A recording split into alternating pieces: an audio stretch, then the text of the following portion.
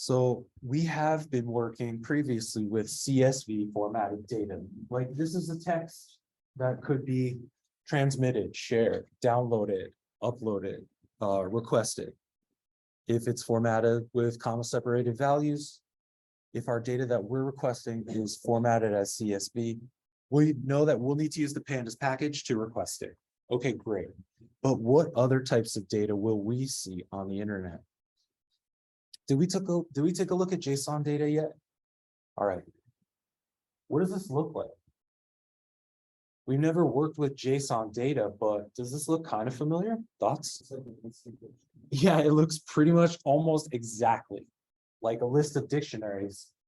There may be some slightly different formatting in some cases, but essentially what we're dealing with JSON data, at the top level, it will either be a list or a dictionary. And in JSON, we call these an array.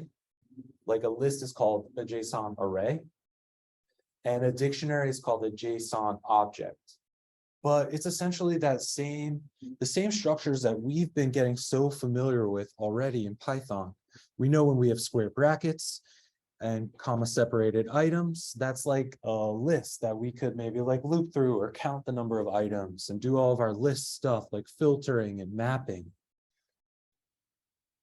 And when we have JSON objects, those are just like dictionaries and they have key value pairs. So we could like ask for the value by its attribute name or key.